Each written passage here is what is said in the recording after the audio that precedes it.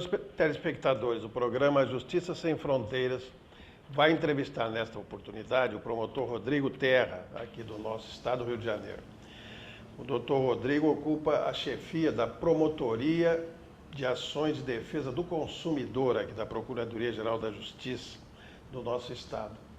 E nós vamos conversar com ele sobre diversas ações importantes que estão sendo desenvolvidas sob o comando dele aqui na nossa cidade. Tudo bem, Rodrigo? E Tudo como é que bem, vai aquela desembargador? luta lá no MP? A luta não pode parar. A luta não pode parar, não é isso? É isso aí. Engraçado, isso é uma feição nova, né? Porque o MP do meu tempo, por exemplo, o negócio era crime. É crime, é com a procuradoria. Hoje não, hoje depois da Constituição de 88, como a gente sabe, o Ministério Público tomou uma outra feição, não é? E passa a ocupar um espaço extremamente importante dentro da sociedade brasileira, né? Exatamente. E grande parte disso são vocês que fazem, na área do consumidor, por exemplo, das ações coletivas, né? Que você tá, eu estou vendo aí nos jornais, na mídia, não é? E na televisão, um grande escândalo em torno de táxi, né? Da utilização indevida de pontos, não sei. Aliás, o táxi é uma desgraça, né? Porque no mundo inteiro tem essas coisas, né? Nunca funciona, esse serviço é um serviço que nunca funciona corretamente, né? Tem sempre alguma coisa aí que desequilibra, né? E você participou disso, Rodrigo? Não, eu sou diretor regional de uma associação nacional do Ministério Público do Consumidor. E eu fui convidado a me manifestar sobre o assunto na qualidade de especialista em direito consumidor.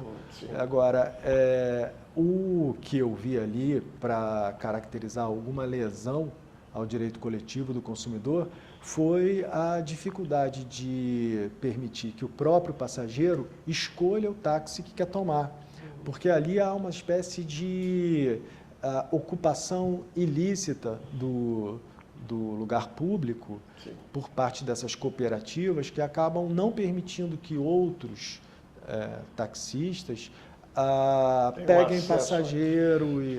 Tem um acesso a determinados pontos, né? Isso acontece em pontos importantes, né, da vida da cidade, né? Aeroportos e rodoviárias, enfim, né? E o Ministério Público, como é que entrou nessa briga? Não, da parte criminal que me parece a mais grave nesse caso, realmente, porque há uma espécie de organização criminosa, né? Haveria uma espécie de organização criminosa que dominaria esses pontos.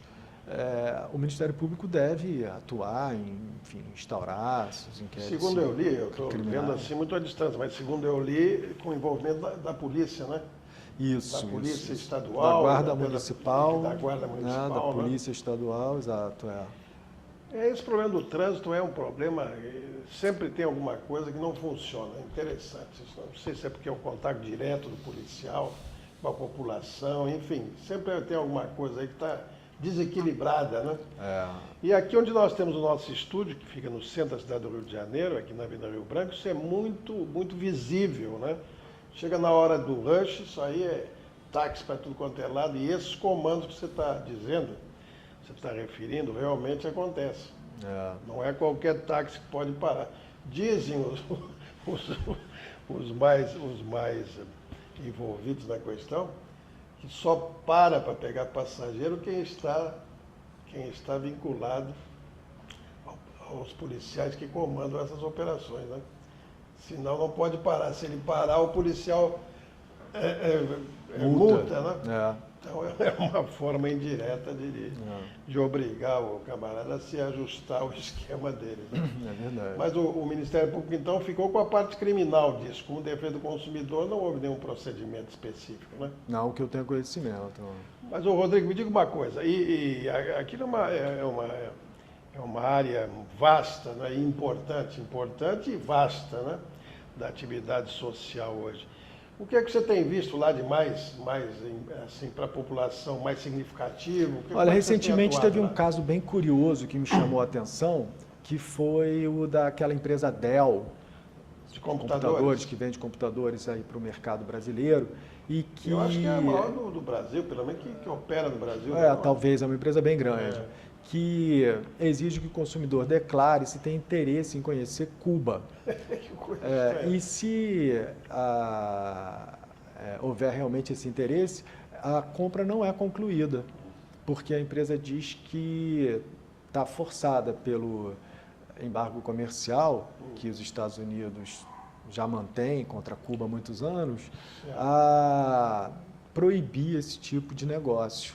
Só que a lei americana não pode, né, imperar em território nacional. Claro, com certeza. Né? Agora você vê nisso, Rodrigo, desculpa eu te interromper, ou você vê nisso um interesse comercial da empresa ou um interesse meramente político Não, eu acho que, na verdade, a empresa está num dilema, porque ela se diz obrigada a cumprir a lei americana sob pena até de prisão. Só que a configuração desse quadro não está exatamente consentânea com a ordem jurídica mundial, porque o direito americano não pode... Claro, vigia em território do Brasil. Território do Brasil. Claro. E então, aqui no Brasil, se ela se recusa a vender um computador para um consumidor que declara interesse em conhecer Cuba, ela, na verdade, está praticando uma discriminação, não é isso? Certo. Está discriminando ali o que tem interesse, imagina, em conhecer Cuba, quer dizer, não tem pode ser que nem vá conhecer Cuba.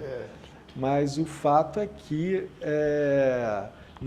ela tem o produto em estoque e se recusa a atender a demanda do consumidor.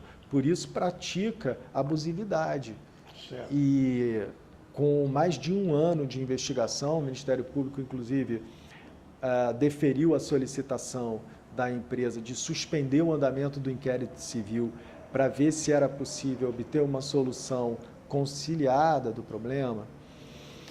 Mas, depois de um ano, viu que essa solução não viria, acabou tendo que mover uma ação coletiva em face da DEL na Justiça do Estado e pediu já em liminar, que foi indeferida tanto em primeiro como em segundo grau, que a empresa se abstivesse de condicionar a conclusão da venda dos seus produtos a que o consumidor declarasse que não tivesse interesse de conhecer Cuba.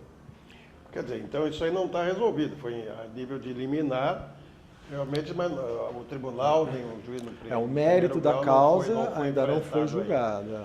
Muito bem, nós vamos continuar conversando com o promotor Rodrigo Terra no próximo bloco sobre problemas ligados ao direito do consumidor. Daqui a pouco.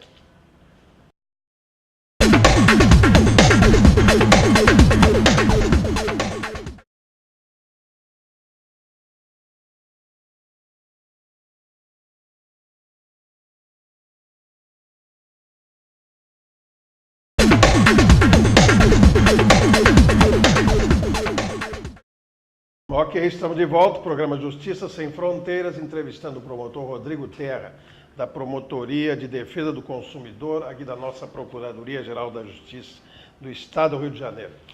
Mas nós estamos falando, Rodrigo, no bloco anterior, sobre esse problema da DEL, né?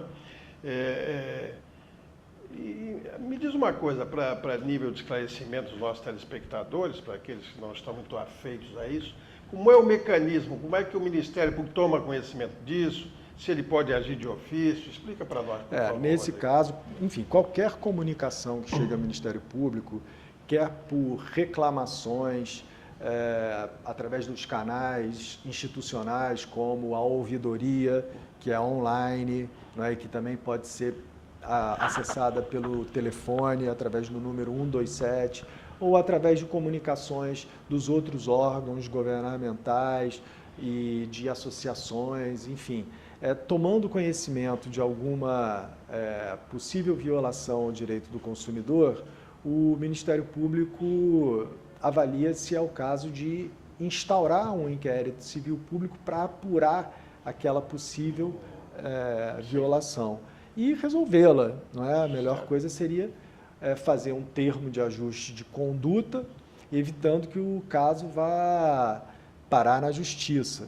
Mas quando isso não é possível, e diga-se de passagem, isso tem sido cada vez mais possível, porque as empresas têm se interessado em evitar a judicialização desses casos cada vez mais, aí sim o caso, enfim, é decidido certo. Judicialmente. Realmente, não só o Código de Defesa de Proteção e Dever do Consumidor, Mas também a criação dos juizados especiais criou essa expectativa para o consumidor, né? O consumidor pode chegar com bastante facilidade aos tribunais, enfim, para reclamar o seu direito, né? Isso certamente assusta um pouco as empresas, né? Algumas, né? Outras não. Às vezes um pequeno ajuste já é suficiente para resolver o problema. Então, para a empresa fica sendo mais barato, mais interessante. Agora você falou a palavra mágica, mais barato. Exato. Por exemplo, as grandes empresas de telefonia, de eletricidade, esses não estão preocupados você imagina um processo judicial que vai se arrastar durante anos em todas as instâncias dos tribunais, até de Brasília, né? O custo que isso gera para a empresa, quando ela poderia resolver o problema ainda em sede de inquérito civil público, assinando um termo de ajuste de conduta. Em termo de conciliação. É o futuro, você não acha, não? Sem dúvida. Eu acho que a justiça só pode sobreviver se partir para essas formas de solução de conflito, vamos chamar formas anômalas, entre aspas, de solução de conflito. Porque se deixar tudo, né, ir pelos canais normais, não haverá mais espaço para acomodar juízes, promotores, enfim, toda essa mega estrutura que nós precisamos para atender a demanda, que é sempre crescente, né? A demanda é cada vez maior, são prédios e prédios e prédios. Você vê o crescimento. Eu me lembro que fui promotor, para falar da nossa carreira, há 40 anos atrás, o Ministério Público todo cabia numa salinha, aliás, em duas, uma que era do Procurador-Geral e outra que era uma secretaria.